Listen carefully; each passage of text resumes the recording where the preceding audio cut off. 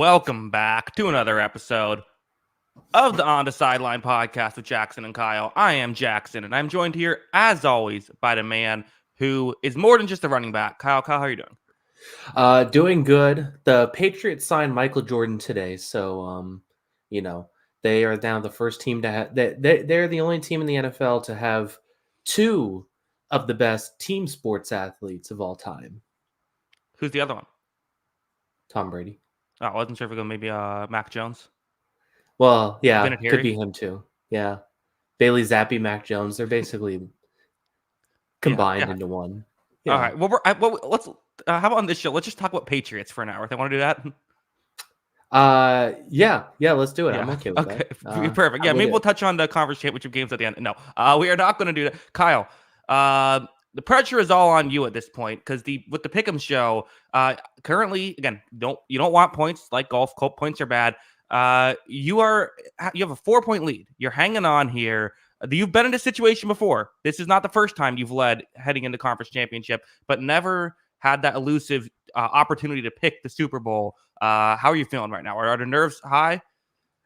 Nerves are really high. This is the biggest trophy up for grabs this season in NFL, right? Like conference championship awards, those get handed out every year. Super Bowl award, this gets handed out every year. This is its chance to really seize the opportunity. I feel like the Detroit Lions of picking. So this is an opportunity to get a win here and cement my legacy. Yeah, I was all morning long. I was sort of coming up with different scenarios. Okay, if you put this many points on this team, then I should do this. I was getting all the formulas down to try and figure out how much I should put because obviously you're going to pick first. So it's a lot of math going on here. Yeah, I completely forgot how many points we're wagering this week, and I didn't ask, but. That maybe starting to realize why I tend to win in the points pick'em show every year. Yeah, 20 points. Okay. Well, I already had a strategy for this one, so I feel pretty good about it. So, it's going to be fun, and these games are going to be awesome. So, these are definitely for the teams that we looked at this season and said these teams are really entertaining. So, I'm looking forward to these games, and looking forward to see what we can get out of these teams. Yeah, well, let's just get into it. 2 games to talk about, so we're going to get very in-depth. Do you want to just go chronological and go with the Chiefs-Ravens first? Yeah, we can do that. Okay. Chiefs-Ravens, that's our first game. 3.5-point favorite, Baltimore Ravens. I'll go Chiefs. 1 point. 1 point on the Chiefs. Okay. DT says, has Kyle ever... Yeah, Kyle, have you ever won? I'm trying to remember. I have not won. Thank you for reminding me. Yes. Okay, 1 point on the Kansas City Chiefs. All right. Well, then, with my map, I am then going to put, let's see. So I want to put 6 points. Interesting that you're picking the Chiefs to win, though. So I'm going to put, I'm not going to, I'll put 6 points and give me the Ravens here. Give you the Ravens. So I can hear, we are going to go through this and we are going to find every single reason why we should pick the Ravens in this game. With the fact that the Ravens defense is the number 1 pass defense in the league, that they have this coverage unit that can play man-to-man basically against Kansas City and match up really well. They have these linebackers and these edge rushers where there's no really elite edge rusher on this team, but they lead the NFL in sacks. They get a ton of pressure. They're able to do that consistently. I think that's a huge thing that works in Baltimore's favor. Joe Thuney, as reported today by Adam Schefter, probably isn't going to play. Or if he is, he's going to be in a lot of pain, which I think is a big problem for Kansas City because they don't have very good offensive tackles. So I think the interior of that offensive line is really important. So can Kansas City run the ball? I go through this all. We're going to list all the reasons why the Ravens can win, and I think that's all justified. And I, of all people on this podcast, in basically football ether, felt like I've been saying the NFL is still much more than just the quarterbacks. But I don't feel like that's the case this weekend. And this has a very big reminiscent. I'm just reminiscing on the Patriots Super Bowl in 2014 against the Seattle Seahawks, where the Seahawks opened that game as the favorites. They had the, quote unquote, best defense of all time. They're the reigning Super Bowl champions. And everyone's saying, there was a billion reasons to pick the Seahawks in that game. But one team had Tom Brady and one team didn't. And also an interception at the goal line thanks to Pete Carroll play call. That works. One team has Patrick Mahomes and one team doesn't in this game.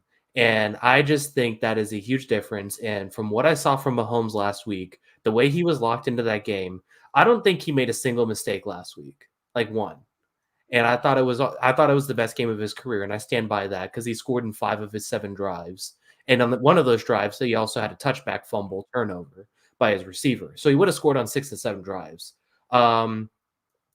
So I think having Patrick Mahomes is just the biggest advantage in football right now. He's the best football player in the league. He is already ascending to greatness status. He's probably the second best quarterback of all time. And I think that's the difference, and I think that's why the Chiefs win. Also, I think I came to an epiphany the other day that the reason why you keep saying second best quarterback of all time is because sometimes people throw Peyton Manning into the mix. So it's really just an anti-Peyton Manning take more than anything, right? I mean, that's what Yes. you're doing. Yeah. No, no. Well, people will still say Montana because he did the 4-for-4 thing. Mhm. There's that argument. I think you could still. I don't even know who else. I never bought into the Braves top 5 quarterback all time argument, but Yeah. people No. make it. Mhm. I just I think he's very good. I just don't Sammy think he Baugh. was Sammy Baugh. Maybe. I mean, I don't know. Yeah. Like I still think Brett Favre's 3 straight MVPs is a super underrated accomplishment. Like just as far as like greatness goes. Like Well, that's you know one of who the most doesn't? ridiculous things. Anyway, go It's ahead. not three MVPs, but you are going up against a two-time MVP in himself and Lamar Jackson. Who I don't know, Kyle. People are maybe I don't. Are you a Lamar hater at this point? I am not a Lamar hater. Is there a And Lamar this hater out there? Like, is there one person who's like, Lamar? I think there still is. There are Okay. people who are going to say, well, he only beat a wild card team. He doesn't have big playoff wins. Um, stuff like that. So I think I don't know. Like that I'm not a Lamar hater. I love Lamar Jackson. I think he's a super talented football player. And he may be the second best quarterback in the league. And, Hmm. quite honestly, the second best player in football. Although I just said that about Josh Allen on Sunday. They're really Uh-huh. close for me. Those two are Yeah, but now close. Ravens fans are tuning in, so now you can say Lamar is the Yeah. second best. Mhm. Yeah, so I think it's really close though. I really do. But I think there's a gap. I think there's a gap between Mahomes and everybody else, especially when Mahomes is on his eight. Mahomes' A game, I still think is so far ahead of everybody else's, and I think it's a difference. Well, let's get into. I mean, we can talk about quarterbacks all we want, and I think it's fine to start there. But Kyle, here's why I disagree. I think the Ravens are favored here. Is you look at the Chiefs versus man or versus zone. Let's just take the two guys, right? Travis Kelce and Rasheed Rice. Those are the two key figures to watch here. Travis Kelce, yards per route ran against man, 1.55. Yards per route ran versus zone, 2.51. Rasheed Rice is 1.86 versus man and 2.81 versus zone. These are two guys that are zone killers, and they're not bad against man, but the only real player who's significantly better against man than zone on the Chiefs is Justin Watson. And the Ravens like to man up. They like to have these one-on-one matchups. And quite frankly, I'm not concerned about the matchup favoring Justin Watson. I want a matchup that's going to hinder Kelce and Rice, and this really does that. Yeah, it really does. And I mean, the Ravens, the way they've just kind of continued to build this defense has been borderline insane. So the Patrick Mahomes stats against the Ravens, I feel like are a significant factor too, a little bit. So let's get in. I mean, he's basically over 350 yards a game in 3 of those 4 games. He has, what is it here? 6, 10, 12 touchdowns and 2 interceptions in those 4 games. He's won 3, but he hasn't played the Ravens since 2021. And Right. since And then, Tyreek Hill, that's the big thing.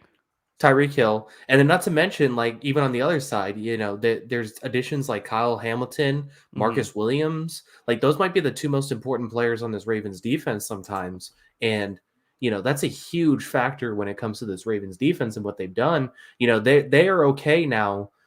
They can play their hyper aggressive man defense because Marcus Williams is at the back and because Kyle Hamilton can kind of roam around and make a bunch of different plays in a bunch of different positions. So they're able to, take those chances defensively and not leave themselves burned because those players are so good at the back.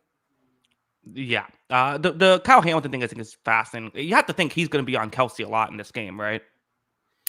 Either that or they're gonna throw a couple blitzes at him too, I think, right? Like Mm-hmm. you're gonna like you don't want to blitz Mahomes a lot, but you want to keep him guessing, right? You want to try and trick Mm-hmm. him at some point. And so I think that they're gonna try and move Hamilton around the field as much as possible. So maybe he is aligned against Kelsey most of the game, but I wouldn't be surprised if there's moments that he's bumped out against a slot receiver, if he's on the running back, if he's spying the quarterback, if he's blitzing. I think they're going to do a whole bunch of different things with him, and I'm really excited to see how Mike McDonald handles that assignment. Yeah, and if it's if Geno Stone's on Kelsey, I mean, again, it's weird. Where I was watching film because I'm making a video on it. Like Kelsey has not been as dominant against man. Like it used to be, like, well, you can't play man. Kelsey will get open. That's not the case anymore. Yeah.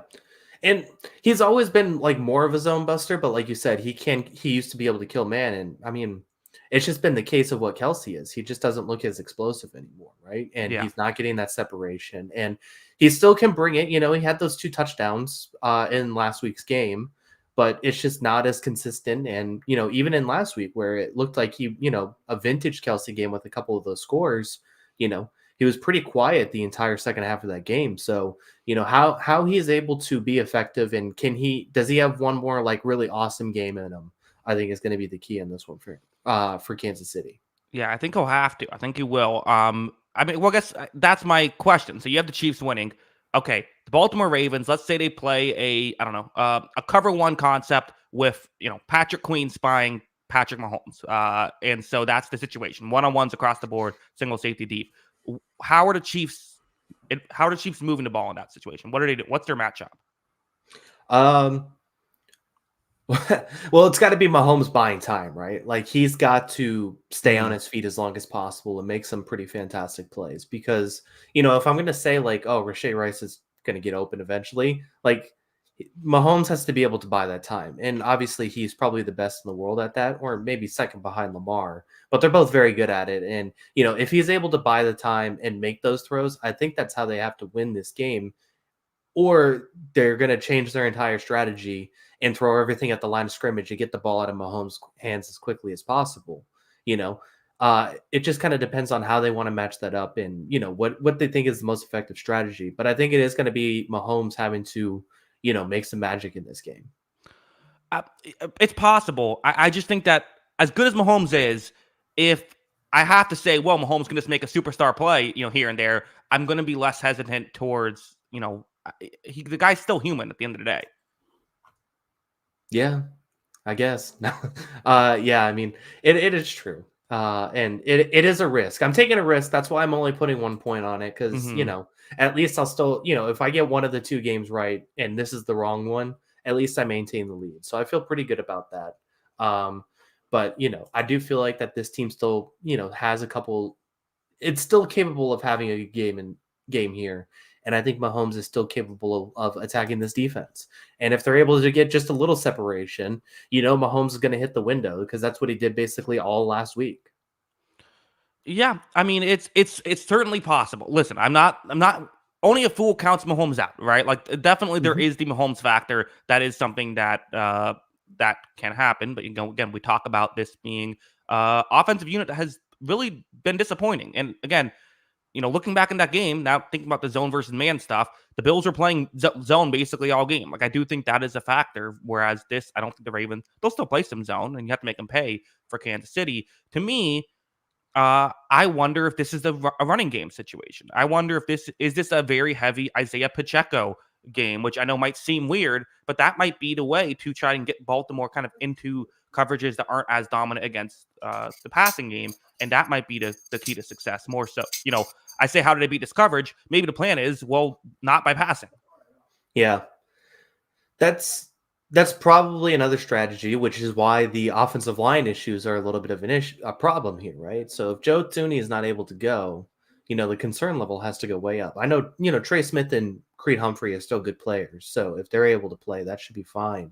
But if Tooney is not able to play, can they run the ball as effectively? Can they still be dominant on the line of scrimmage? I think that's going to be a huge factor in this game. But yeah, I mean the data has shown that it's a lot easier to run on the Ravens than throw on the Ravens. And another one where it's kind of schematically built that way. They want to defend the pass and they want to rush the passer. That's kind of just how most defenses are built as it is. So yeah, Pacheco has got to be. I think the stars of Kansas City really have to come through in this game. We need a big Pacheco game. You need a big Kelsey game. And, you need one more receiver probably to step up, whether it's Valdez Scantling with a couple big catches to stretch the defense, Rashay Rice. I don't know how much you're relying on the other guys from here, but yeah, it's got to be something along those three guys. Yeah, I mean that is the one thing you hope. It's like, hey, MVS, can he get past past the corner who's playing him? Like that is can Justin Watson? We've seen him every now and then make a play. Just someone. Here's I want to talk about the tackles because this is something that we had a huge war over in the offseason, not you and I against each other, but the Jawan Taylor signing and the Donovan Smith signing of like the Chiefs fans that defended these moves kind of said, well, Chiefs barely run the ball. These are good pass blocking tackles, even if they're not really good at, run blocking. And while I still think the pass blocking isn't exactly great, but, passable pass blocking guys. Well, if this is a run heavy game, like that's an issue. I mean, having Jawan Taylor, Donovan Smith have to run block a ton. I don't know if listen, it worked out against Buffalo, right? But I think Baltimore is a different animal. Yeah. Yeah. And, it's just so hard to attack this team that way, right? Like with the Washington, Pierce, Matabuke front line with, those linebackers in the middle. It's not an easy team to run on in theory if they're able to prepare for it. Obviously, they're prepared to play more pass, and that's more of a factor. But yeah, that's a big front line to go against, and I don't know. Yeah, I don't know. It's definitely a concern because those tackles. I mean, they had a play last week where both tackles committed a penalty, and they lost like 6 yards on the play. Yeah. Like I think Donovan Smith held, which big surprise, and Jawan Taylor had like a illegal hands to the face, and it was like a screen pass for like -6 yards. um, so that is that is definitely a concern. Yeah, that's tough. How do you both commit penalties on a screen pass? I don't even know what happened there. It was so funny because it was funny that they threw the flag for both of them, and it was pretty funny to see live. Yeah, it's good stuff. I do wonder if the pass rush can also get there as well for Baltimore. I mean, it's just listen. You said Mahomes played maybe his best game. I think Mahomes might have to play his best. This might be his most impressive feat if he can go into Baltimore and pull this out with what he has around him. Then I mean, we're in the who even cares about Brady? He's clearly number one. Let's not do that. But yeah, I mean, it's another really impressive accomplishment on an already very impressive career, right? So yeah, this would be a huge game. This would be a huge notch in its belt, and you know what? They probably shouldn't win this game. Honestly, this line, based on what we just said about matchups and all that, feels probably really disrespectful, right? Because this defense is almost perfectly made to deal with the Chiefs, this Chiefs version of the offense, without a Tyreek Hill and Valdez Scantling being as inconsistent as it is. That's probably this is the best defense in football, so it's no surprise. But it's also really well equipped to handle this team, and they should do it. And it's going to take a massive, massive Mahomes game for this to work. Yeah, which is interesting. Well, you know what else could happen? We've seen it happen this season. The Chiefs defense comes through. So that could be our transition to the other side where again, it's that whole, to do the man versus zone thing again. The Chiefs they kind of do everything, right? They're not something that just they don't just sit back and do one. In fact, it's almost, it's like every play is like a snowflake. They're doing different stuff every time. They're trying to fool the Ravens. So it feels like they need a lot of different guys to come through. If there's a one-on-one matchup, can this be the game Odell wins down the field? If they play zone, is Mark Andrews back? Because he's been their, biggest zone killer, throughout. If not, maybe Odell and Zay Flowers can still find ways to be successful that way. Of course, there will be opportunities for Lamar to run. There will be opportunities for the Ravens to run. It's a lot of different moving parts here. And Isaiah Likely's been great, against Houston. He had a big play against man that kind of got things going. So a lot of the Ravens spent all offseason trying to become a more complete offense. This is the game where it has to pay off. Yeah, it really is. And, I think Steve Spagnuolo gets underappreciated for what he does as a defensive coordinator. I think he's just incredibly creative. And I mean, part of it is probably the rep because of how bad those head coaching tenures were, but he's just a fantastic defensive coordinator, right? And he's been here a long time.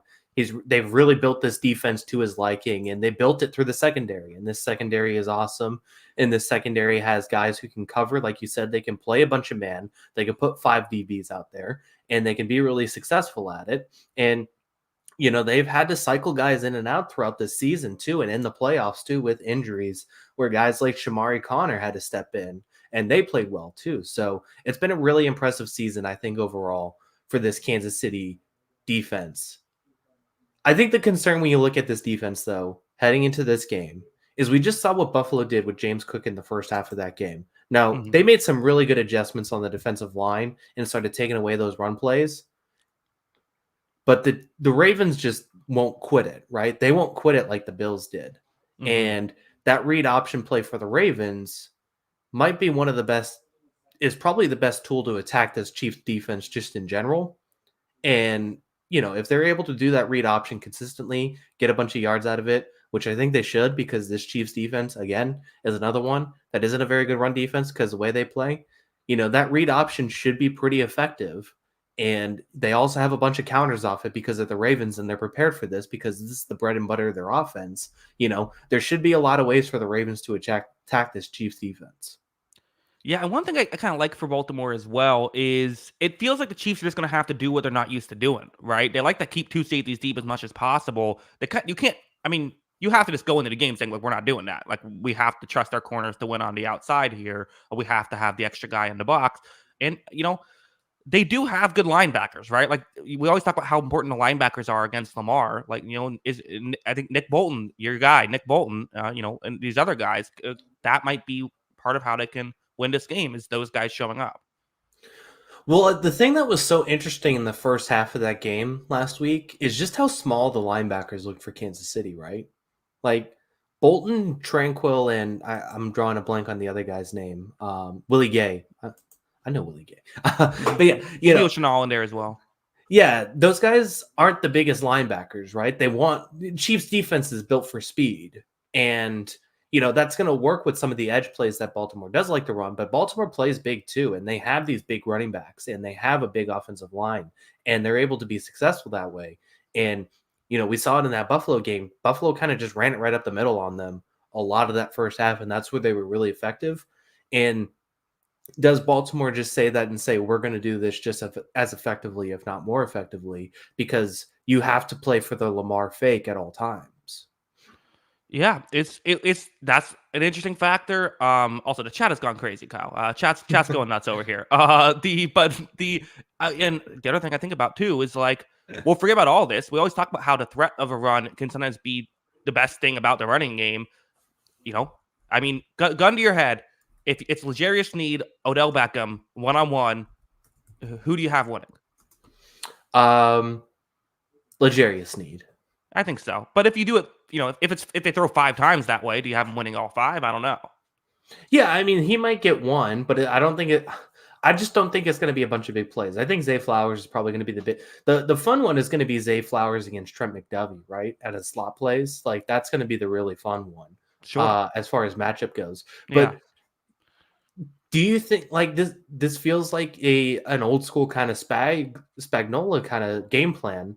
Are they going to play this hyper aggressive man defense and just say we have to trust this coverage unit to win because we have to do everything we can to stop this run offense? No, I don't think so. I think they're going to play a lot of zone, and that's why I think it might be someone like if Mark Andrews is playing, which from what I understand, it's still kind of a question. Like that could go a long way, and I think that running these zone busters might be the thing. I think there will be times when they play man, like on third downs and stuff, but like I think that there's going to be a lot of zone here. Yeah. Yeah, they're definitely going to have to pick their spots, but I think it's going to be fascinating because I do think the Chiefs can cover them. And I'm curious to see, is Lamar going to be able to make the big time throws in this game? Is the Ravens offense going to be able to get open? Because like you said, they spent this whole offseason building this offense to create better passing situations and more advantageous passing offense.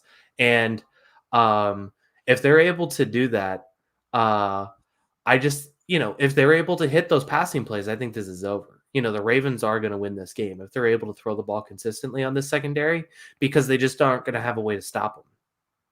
Yeah, Kyle, you're commenting in the chat. You're getting everyone riled up. I mean, this is why everyone's Team Kyle, not Team Jackson.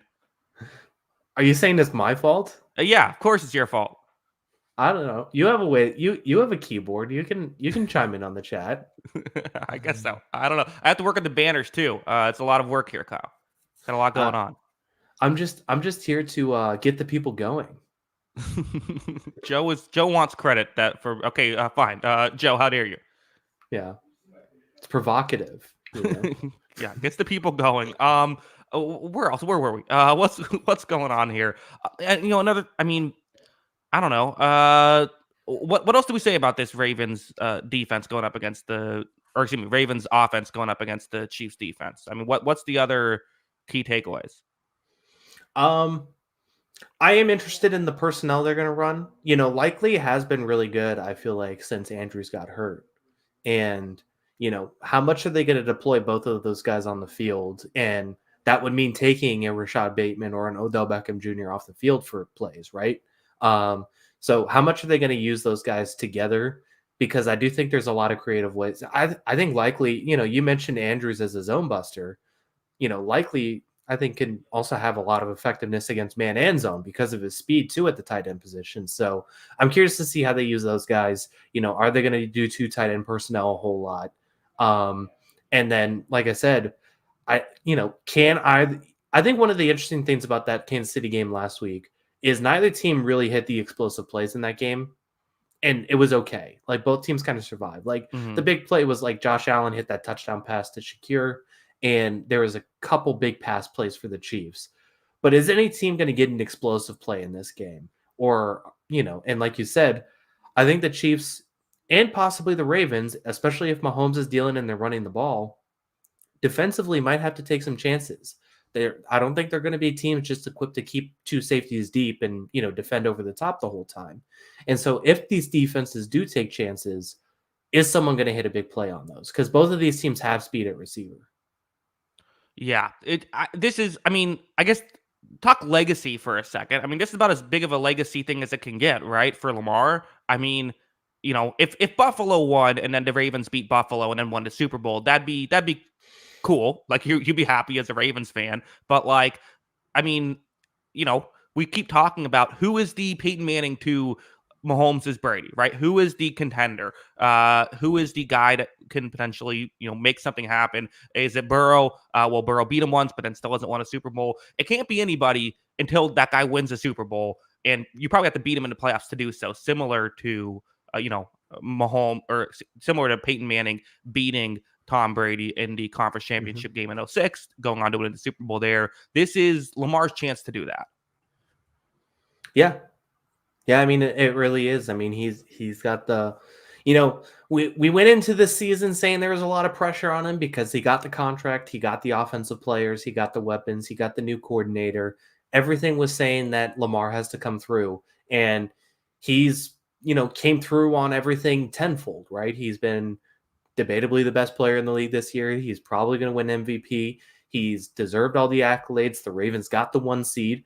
And then the last thing was, can this team win in January? And they went out and looked really good in the second half of that game last weekend. So, if they're able to play like they did in the second half against the Texans, I think absolutely the Ravens can win this game pretty easily. But I also think, if some of the mistakes they made in the first half, some of the mishaps and some of the slight miscues that led to that game being tied at the half 10-10, Mahomes is going to take advantage of those just as much, more than probably the Texans were able to last week.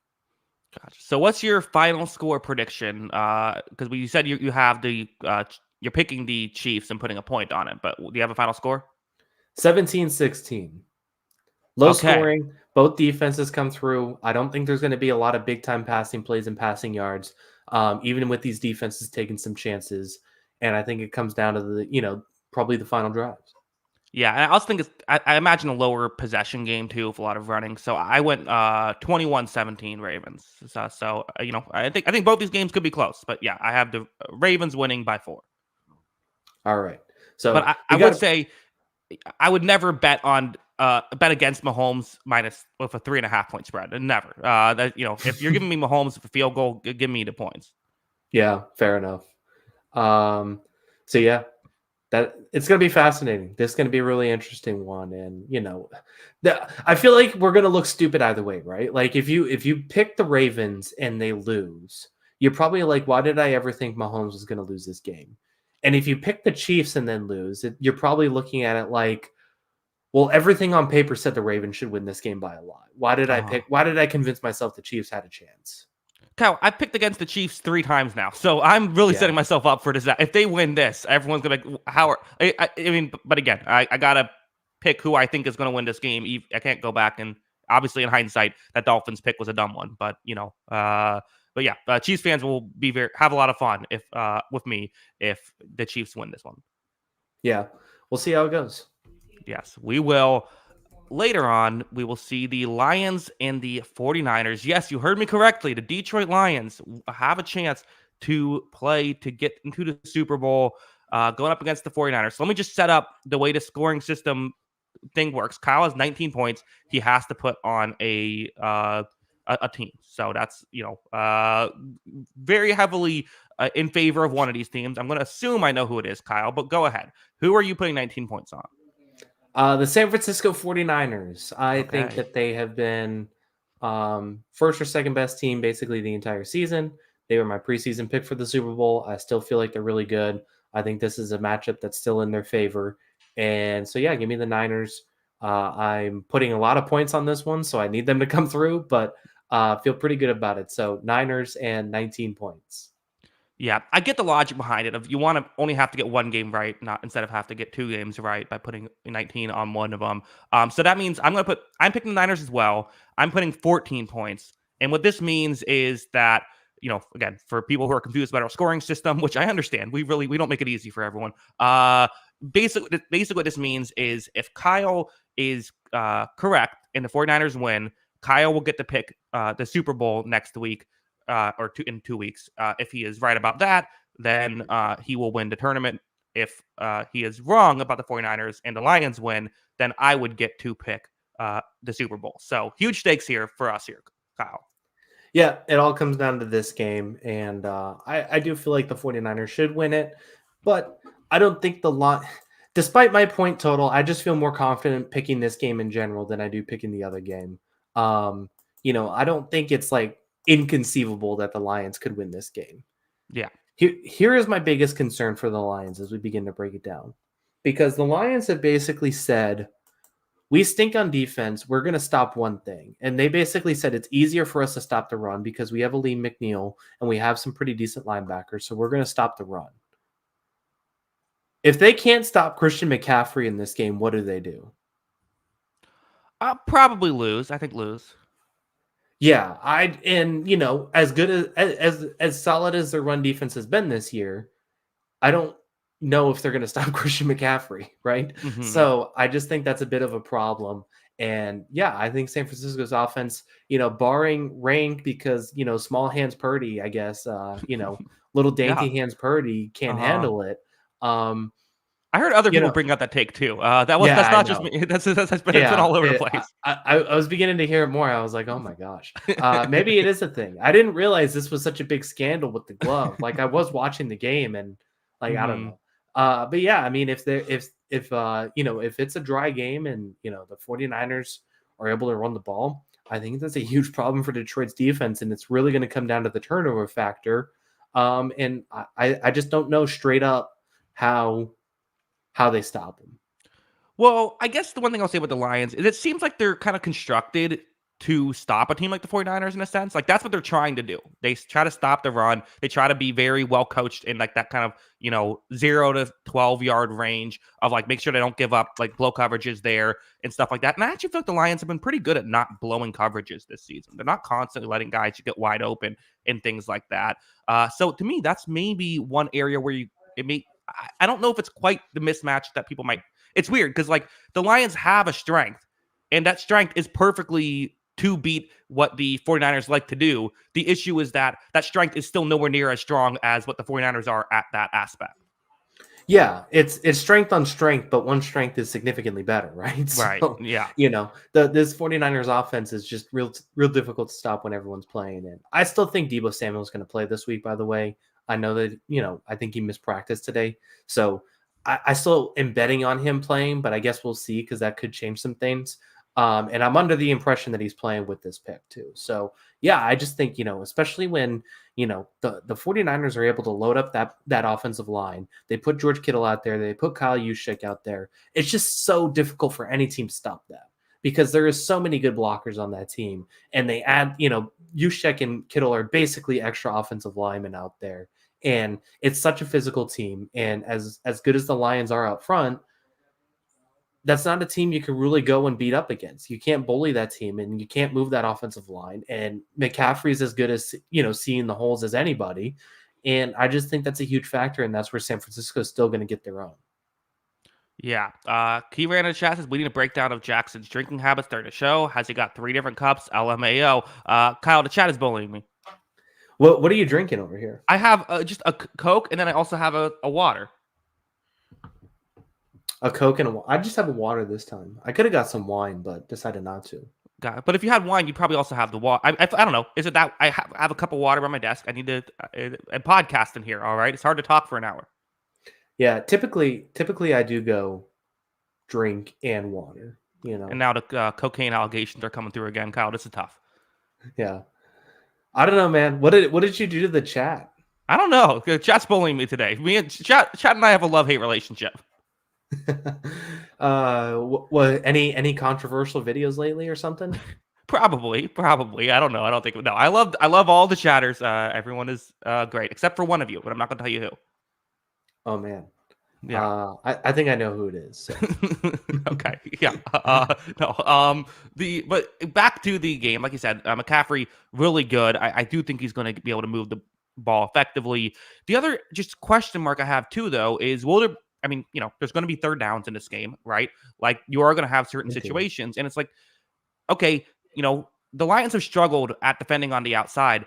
Do the 49ers try it here? Do they try to, have guys go on the outside? Did they put Brandon Ayuk or even George Kittle on the outside? And again, I do think Deebo Samuel being healthy makes a difference. Like I think that matters a lot. Even if I agree with you, he probably will be out there, but to what capacity? How healthy will he be? Will he just be a decoy or will he be? I don't know. So I do wonder if they try it down the field. Yeah, I wouldn't mind them taking some chances, but it's got to be in the right situations because as much we don't need to do the Brock Purdy debate today, but I do think this is a factor where he's got to be able to put the ball up there and he's got to make a good throw and he's got to be accurate, and we've seen it hit or miss sometimes, and I think that's going to be a huge factor. Is for both of these teams, honestly, as we're going to get into the other side too. How they take care of the football, I think, is going to be hugely important for these two quarterbacks. And yeah, if you're going to take the chances, San Francisco, I don't blame you because we've seen this Lions secondary struggle this season. But you also got to be very careful about how much you're putting on Brock's plate in this game. Looking up the weather, so it looks like it's mostly sunny. Mostly sunny? Yeah. So we should be okay. Yeah, maybe I don't know. Could you get just some summer? Should you have should the Lions have super soakers on their sideline? Just start spraying.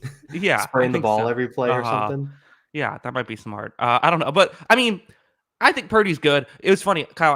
I at one point said it in one of my videos. Like I think Jared Goff might have even been a podcast. I put Jared Goff and Brock Purdy in kind of the same tier, and then someone said you completely lost me when you said they're in the same tier, but I had no idea who they were a fan of. I couldn't figure out which one do you think is better? Yeah.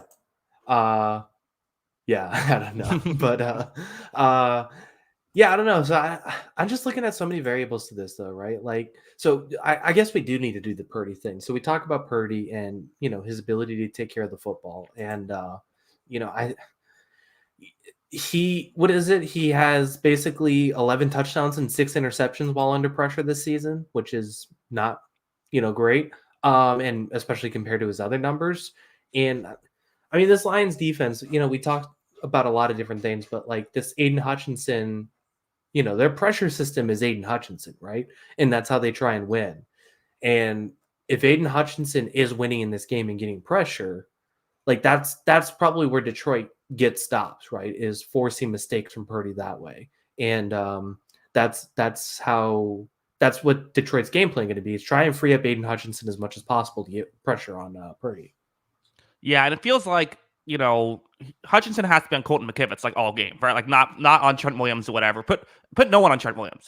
Just don't even try to rush him. You're wasting a guy there. I wouldn't even be shocked. Hutchinson will go into inside. I think that could be a good move because the Niners interior pass blocking has not been great this season. So really, their pass blocking in general, other than Trent Williams, hasn't been great this season. They've been a great run blocking team, but that's just something where I do feel like, get Hutchinson as many one-on-one matchups, and he has to make the plays, right? But I do think that we saw Tampa Bay like not pay attention to him at times. I think as long as you pay attention to him, you should be okay for the 49ers. As long as you just double him, he might make a play or two, but typically you're okay as long you have to put extra resources there, and that's the downside. But typically you're okay as long as you're saying, okay, he's the guy we have to pay attention to every play. Yeah. Do you trust Brock Purdy in this game? Not fully. I mostly trust him. I don't know. I trust him an okay amount. Yeah. Because it should be mentioned, we have seen Brock Purdy play well in the playoffs in the past. Like I feel like people act like this is like the first. Like he won 2 playoff games last year, right? So it's like he struggled last week. I don't know what that was. Again, my theory is the rain. Maybe that's insane, and maybe it was just a bad game.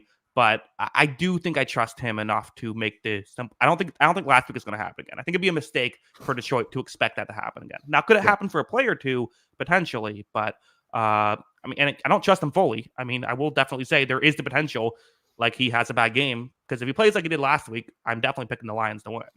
Yeah, I do hope it goes better than his last NFC Championship game. Well, that would be. Who do you have winning if Sam Darnold's playing? I think it's still probably lean San Francisco, honestly. Okay, I think that might be enough to shift me to Detroit in that scenario. But I don't know. Darnold's had every now and then he'll have a good game. Sam Darnold in the Super Bowl would be great. Oh my god, that would be so funny, wouldn't it? Yeah, I'd be a big fan. Or what they call it, Phil Rivers? Can you sign a quarterback like that? Well, that's apparently the report was last year. If they won the NFC Championship game, they were going to call Phil Rivers. Oh, that would have been bizarre. Yeah, that would have been fun. Okay. Let's go to the other side of the ball. Why don't we? Maybe we can come back here in a second if we have anything else we wanted to say. But I think there's a bit more to talk about with the Lions offense going up against the 49ers defense, which it's great on great here, right? I mean, this is a great offense versus a great defense. This is very fascinating. I do think that I'm wondering, Lions like to attack linebackers. These aren't really the linebackers to attack, right? I mean, Dre Greenlaw, Fred Warner, those are really good players. We saw Greenlaw maybe needs to work on sliding after intercepting passes, but other than that, definitely can make a play. We all know about what Fred Warner can do, but this Lions, Lions offense over the middle has been successful against everybody. And even if they have to just take checkdowns and things like that, I'm very fascinated seeing how that's going to work out. Yeah. Because that is the big matchup. And like you said, this offense is built to try and confuse defenses and hit them over the middle. And that's, like you said, that's not where you want to attack San Francisco. That's where they're actually built. So it's going to be really fascinating. And, I think this San Francisco coverage unit has done really well this season. You mentioned those linebackers, but Charvarius Ward was an all-pro this season, and I think he's been a huge part. So, he's going to be matched up probably with Amon-Ra St. Brown a lot in this game. So, how Detroit is able to attack this game, and like you said, is it going to be a lot of checkdowns? Is it going to be a lot of Jahmyr Gibbs? I think it's going to be a huge factor in this one, and not to mention the line of scrimmage where you have this awesome San Francisco defensive line, which is highly paid, highly expensive, with Bosa, Javon Hargrave, Eric Armstead, and Chase Young, who they got in trade this year, against this dominant Detroit offensive line, which, they kind of built their entire team through this offensive line to start. So, how those two sides match up, I think it's all really fascinating because it's another version of strength on strength, but both strengths are really good. So it feels a little more even than talking about San Francisco's offense against the Lions defense. I think, honestly, we could maybe do a whole podcast on the trenches here. I think one thing that's really important, we'll talk Jonah Jackson, his injury. So he's not playing in this game. He's out. And, Coyote Awasika is the backup guard who has not really shown a lot. He was an undrafted free agent, bounced around a couple teams, looked fine when he was in there. Went back and watched his tape in Tampa Bay when he came in, or against Tampa Bay, and he looked fine. Not great, but he kind of survived it. But definitely some really good interior defensive linemen coming to town here. Where like Eric Armstead. I think Javon Hargrave's obviously the big name, but if Eric Armstead in pass rush has one-on-one matchups, well, that's a big deal. And then maybe you kind of counter that by having Frank Ragnow help out towards the left side. And Graham Glasgow is great at right guard, but again, Eric Armstead is great. And if you get these one-on-one matchups, and that could help. You could also have scenarios where you run stunts, and if you know which way the center is blocking, that can allow you to get pressure that way. So I think that one, we talk about offensive line being a weak link position. It's the worst time of the year to have an injury like that. Yeah, it really is. And, how San Francisco is able to expose that, like you said, you broke that all down really well, is going to be the most fascinating thing. And, it's very rare to see a defensive line like this where everyone is a pass rush threat, right? Like all four guys on the line of scrimmage feel like they can win a matchup one-on-one. And there's not really there's no spots to hide. It's like watching a basketball team prepare for an offense that has 5 great shooters on the court at all times, right? Because you can't hide your bad defender, and you can't hide your bad offensive lineman in this game because you're leaving someone else exposed. Because like I said, everyone's going to be able to attack, and how San Francisco gets creative about this, I think is going to be a huge factor. Because like you said, I imagine like if Nick Bosa is able to get inside on some of these guys, like you said, on those stunt situations, Nick Bosa probably is going to win a lot of those matchups and get after Jared Goff. And, that's got to be a cause for concern. Yeah. You know what else is interesting? Nick Bosa just straight up going up against Taylor Decker or Penei Sewell. I mean, like that's about as good of a matchup as it gets. Yeah. I mean, that's looking at, Bosa and Young against those two. That is a fascinating duo because, I mean, that's as good as it gets as far as pass rushers against offensive tackles. So I'm really excited for this game. I'm really excited to watch these lines of scrimmages because, once again, it's two teams that are kind of built that way. Both of these teams are built on their lines of scrimmage being dominant. And now it's the, unstoppable force meaning the immovable object, if you will. Yeah. I also find it interesting with like the run game too, because, I think it would make sense to run towards the right a lot in this game, right? Penei Sewell is on the right. You have the injury on your left side, so run to the right. So then does San Francisco counter by putting Nick Bosa on the right, which is kind of where he tends to be anyway. Keep him there a lot, and because he's such a great run defender as well. That to me is an interesting counter. And again, the way the running game goes, sometimes you'll have a tight end on a edge rusher, and then that's like, well, you don't want to run towards Bosa if you have a tight end blocking him, right? So there's so many different factors. I do think that's what San Francisco does. And so then do you have to kind of game theory it and still run towards your left if you're Detroit? That's just something to know. Yeah. It's all excellent points. And I mean, we're looking at these defensive lines. I mean, it just expands across the field, right? Like you're looking at guys like Travarius Ward against Amon-Ra St. Brown, Fred Warner against Sam Laporta, Drake Greenlaw against Sam Laporta, Jahmyr Gibbs against his linebacker core. Like all of it is really good. All of it's really competitive. And, it's truly a side where I don't really know who wins. I could see both teams kind of getting their small victories out of it. Now, the other side, the problem is going to be like, how much is Detroit able to slow down San Francisco? Because if San Francisco gets itself a couple stops, they're probably going to win this game because, their offense should be able to move the ball. Yeah, that's the issue. Is I think the Lions can't have just a decent day. Someone's going to have to really step up, and I do wonder if you need some explosives here, right? You talk with Ambry Thomas not coming off of a great game against Green Bay. Is that someone? And again, he's not a bad player, but like, is that someone you attack and try to win downfield? To me, part of my concern with the Lions, though, is can they win downfield? Do they have a guy? They're so good over the middle, but like I don't know if they have a guy who's I trust to just go out on. Honestly, I kind of feel like Jameson Williams has to make a big play here. Yeah, and he's made a few, right? Like we've kind of been waiting for him to break out. It hasn't really worked out. He's dealt with injury, suspension, all that kind of stuff, but. He has those explosive plays in him. Are they able to harness it? We'll see because, they could use a couple in this game. Like he's in that conversation. Josh Reynolds, it seems like, is due for a big play almost every week. He had a touchdown in the last game, and I think he's a talented receiver for a number 3 option too. So, like, can those guys cobble together a couple big plays? They need kind of that Gabe Davis moment. If you can go back to the Gabe Davis a couple years ago, can one of them have that awesome game and make it easier on Amon-Ra? Because, yeah, I agree. as amazing as Amon-Ra St. Brown is, he is amazing. He's one of the best receivers in football. First team All-Pro deservedly. He's not like he's not a big play, a deep threat, right? Like he Right. is I'm a dynamic route runner. I'm going to get open every play. He's not beating a guy one-on-one down the field as often. So those guys have to create some big plays and make it easy. Yeah, I think that it should be, and I do wonder again if you have one-on-one matchups on the outside, which they will, do just run like wide receiver screens. I think that might be that's kind of what they do a lot of times, right? It's just, let's not have Amon-Ra St. Brown run down the field. Let's just throw it to Amon-Ra St. Brown and hope he can break a tackle. Yeah, and that's probably drag Zion McCollum 5 yards for a first down. Okay, well, we didn't need to bring that up again. Yeah, I mean, he's going to be able to do that. Can Laporta hit a couple big plays over the middle to keep these linebackers honest? I think all of that's going to be really fascinating too.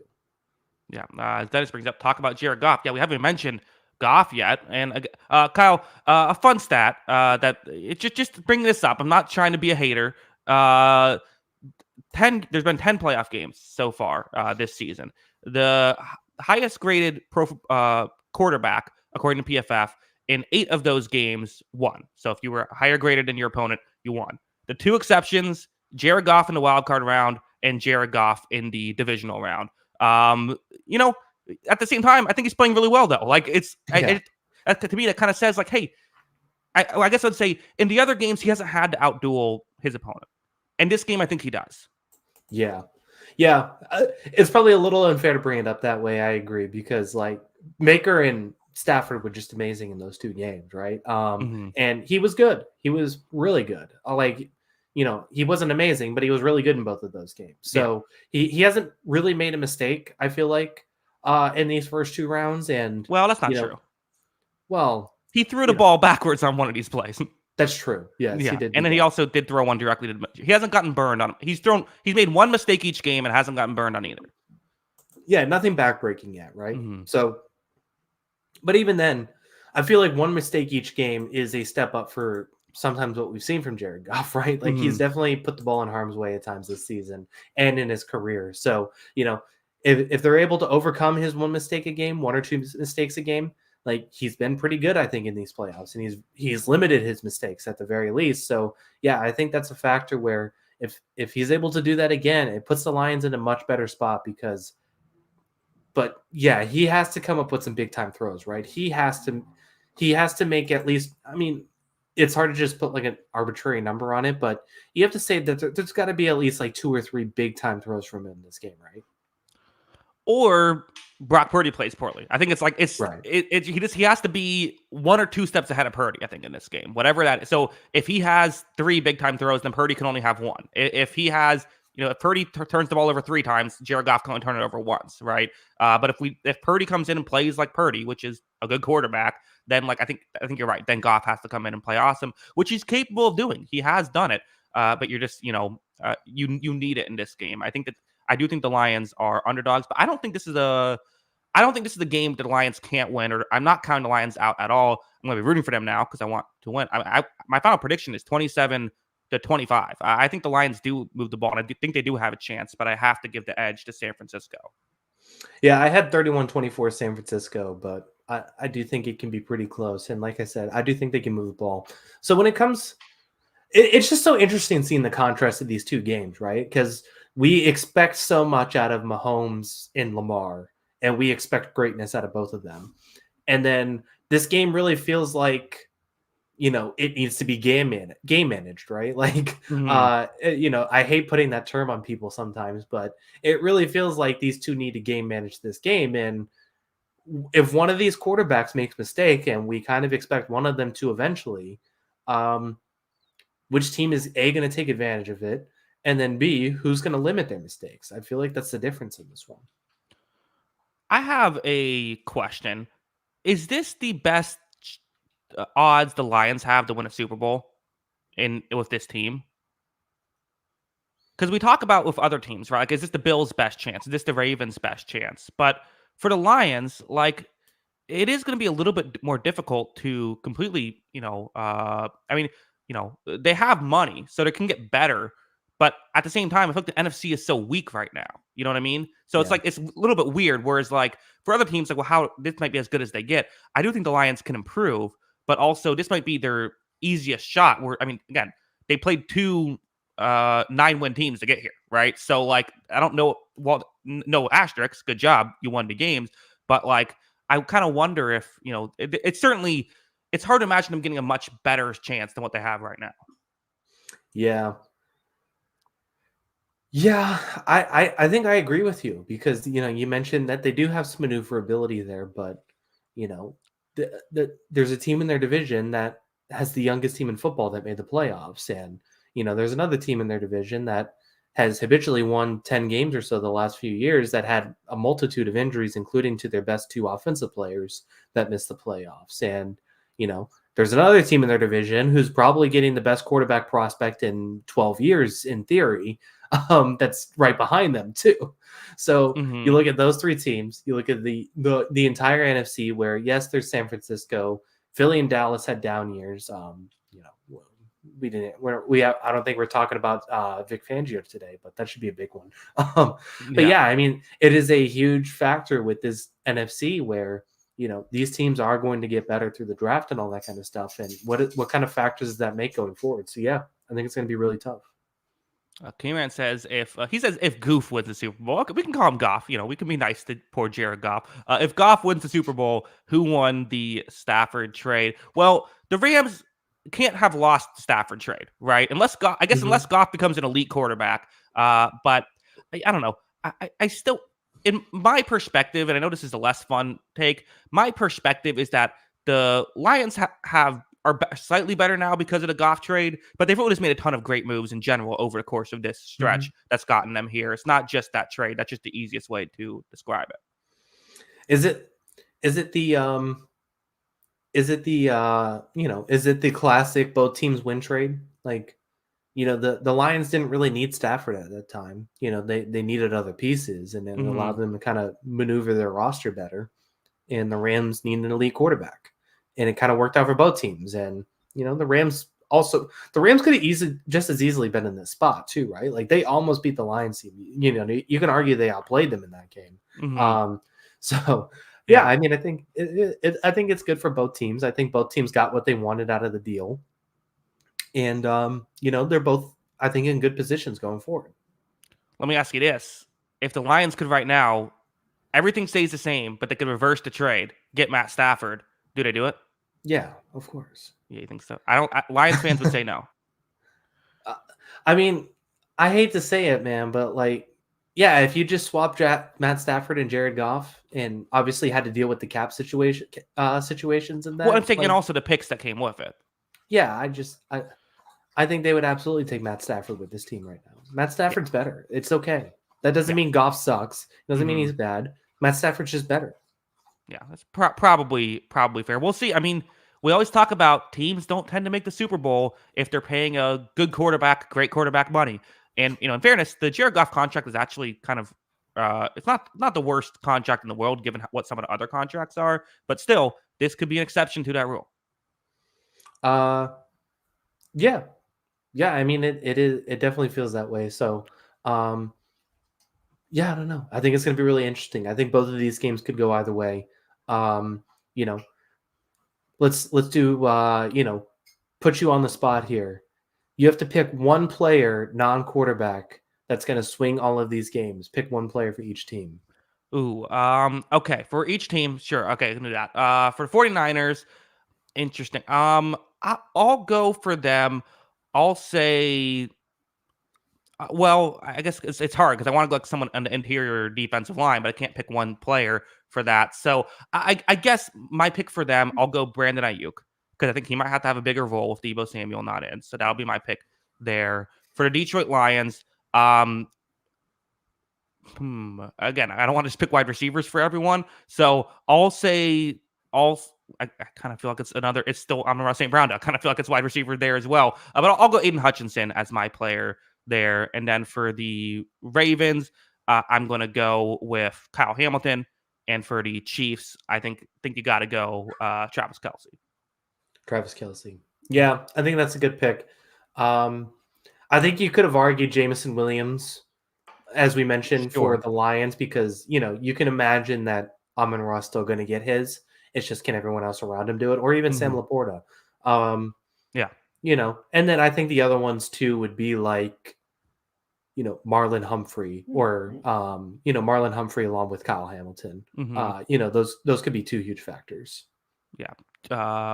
Kieran brought up Roquan Smith, also for the Chiefs, another guy, Nick Bolton, right, was trying to stop the run. Yeah. Yeah, both of those guys stopping the run. And I mean, you can even argue those pass rushers for Baltimore, right? Like, does Kyle Van Noy, Jadeveon Clowney,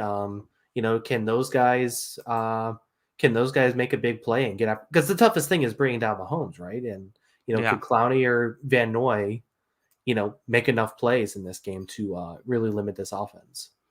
Yeah. Kieran in the chat says, feels like a lot of people want the Ravens to win despite the Swifties, LMAO. I feel like at this point, if you're mad at like the maybe this is the crazy thing. Why are people so mad at Taylor Swift? I feel like they'll show her like 3 or 4 times a game. Like, whatever. Like, she's a famous person in the crowd. Like, whatever. Yeah, I mean, it's very much whatever for me. Hmm. I'm a Taylor Swift fan, so I don't really care. I like her music.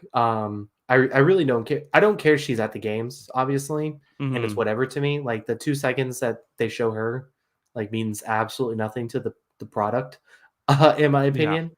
Um, but I'm also just like, look, she is stupidly, absurdly famous. Right. She is, you could take the best player in football and multiply them by 100, and they're probably not as famous as Taylor Swift.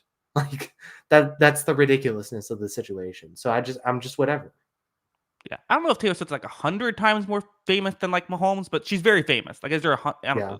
I feel like yeah. Kieran says, Kyle, sing us some Swift. Yeah, let's do some karaoke. I think I'm good. Okay. What's your favorite Taylor Swift song? Favorite Taylor Swift song. Um Okay, I we're have actually no, we're losing all our chat. I have to cut off this bit. No, chat's gonna get mad at us now. all right. Well, nobody get to hears it now. Nobody gets to hear it. Yeah, Joe just said, guys, no. Yeah, I caught it, Joe. We got it. We're good. Yeah, it's okay. Yeah, but okay, Kyle, that is our show. The full hour show on just the 2 games. Um, yeah, it should be an entertaining weekend. I'm expecting both these games to be close. I'll be surprised. I guess I think the Lions. I could see the Niners blowing out the Lions. I suppose I could see the Ravens blowing out the Chiefs, but I don't think either is going to happen. Yeah, that's probably the most likely scenarios. Like you can't see the Lions or the Chiefs blowing out in this game, right? Uh, it'd be hard. I mean, anything's. I guess if Purdy throws 4 interceptions or something like that, right? Yeah, that's fair. I have a hard time Yeah. even and I mean, like, it's if any quarterback melts down, then it's possible. But I think that's the only way I Yeah. could see it. Yeah, of course. And Kyle Shanahan probably pulls Brock Purdy before he throws 4 interceptions. That's true. Yeah. What has to happen for the Sam Darnold to get in the game? How many interceptions? Is it like 3? I would say so. If he's got like 3 in the first half, the 49ers find themselves down 20. I wouldn't be surprised if Sam Darnold did. I think that's possible. Yeah. I mean, what an interesting, again, so many storylines. You have the Lamar, can he finally get to the Super Bowl? The Kyle Shanahan thing. I mean, that guy's been around the Super Bowl for like decades at this point. Can't seem to get it. At least a decade. Can't seem to finally get it. The Lions never having been to a Super Bowl, and then just the Chiefs. Can they win another one? Which is fun too. All these other teams have pressure, and then it's the Chiefs trying to like continue this dynasty, basically, or And make they're this a dynasty, I guess you could yeah. call it. Yeah, let's talk there because I've heard a lot of people refer to this as a dynasty. I'm very much in the camp of you need at least 3 rings for the conversation to start. I agree, and it's got to be 3 reigns in like what 6 years max. Maybe I mean I don't know the exact year. I would just say the conversation starts at three, but it's not guaranteed. Like a 3 doesn't get you to the dynasty, but you need at least 3 for it to be a dynasty. Yeah, I would agree with that because I mean, when have we ever talked about 2 reigns as a dynasty before this? Right? Like it's Mm. we talk about the Steelers as a dynasty, the Cowboys, and the Patriots, basically, right? Like I 49ers, yeah. nobody says the Green Bay Packers dynasty for like the Vince Lombardi years where they won the first 2, right? Well, I mean, because they won a bunch of NFL championships before that, Yeah, so that's like basically not football, though. I mean, okay, but But I mean, I think three is the conversation starts with three. I'm with you, and even like I don't know, I still don't feel like the Chicago Blackhawks were a dynasty. No, I don't think so either. Yeah, it was a great run. Yeah, that's completely fair. Yeah, but I felt Um, in the moment, like I remember like, people were saying like when the Lightning were trying to win their third straight, like is this a dynasty? And I was like, back to back isn't a dynasty. That's a great run. yeah, yeah, that's a good 2 seasons. Yeah, right. No, it's an Uh, incredible 2 seasons, but it's not a dynasty. Is like, oh my god, like you can't be a dynasty if like another dynasty could exist in what you're doing. mhm. Yeah, I would agree with that. So, uh, yeah, I think we've clearly defined it. You got to win 3 rings. It's got to be in a certain amount of time frame. The Warriors are a dynasty. That's another one. So, like, Well, and you four have is just a dynasty. There's no non-dynasty if it's four with the same group. I feel like, unless it's like over 20 years, maybe. yeah, yeah. I guess the tough one would be like the Spurs because they won 5, and I think it was over like 15 years or something like that, Okay, from 99 to 2014. Was it gotcha. 5 or was it 6? No, it was 5. Okay. So, I don't know. Yeah, that's just yeah. I feel like I don't know. Dynasty is like you're the team, and I guess the Chiefs are the team, and I think they'll probably get there. I think people are just assuming they're going to win more championships, and that's why they're saying dynasty already. Yeah, probably. We Mm-hmm. also are the most reactionary like we've ever been as like people and as a Mm-hmm. society. And it's like we do this with college football every year. Every year a team wins the college football championship. It's like, is this the greatest team of all time? And we did it with like Georgia the last 2 years. And it's like, the only one I'm actually listening to is like a debate for the greatest team of all time was like the 2019 LSU team that just like put 50 on everybody. Like Yeah, that is an actual argument. Georgia winning some football games does not make them the greatest football team of all time. Stop it. this is also coming from the guy who is very much saying Mahomes second best quarterback of all time. Yeah, that's There's more fine. of an argument. There's more. I mean, I believe in terms of cumulative EPA, he's already second when it comes to playoffs. Yeah, I mean, he's already got a lot of the stats backing him. I mean, if he gets his 3rd ring, he's got as many rings as already as Manning. He's got 2 MVPs, and he's got all of that already in his back pocket. So, like, it's not like I don't think it's as absurd. I guess the one thing I would say about Mahomes though is in this work, we're just talking at this point. I feel like it is worth mentioning just the historical context of it didn't used to always be the way where a great quarterback can just get you into the conference championship every year, right? Like Mhm. typically, like if this was 2000 and the Chiefs were constructed the way they're constructed with all these holes, but a great quarterback, like they're getting knocked out in like the wild card round. Yeah, it's a completely different game. Like, I don't people love to bring up Brady's stats as like a knock early in his Hmm. career.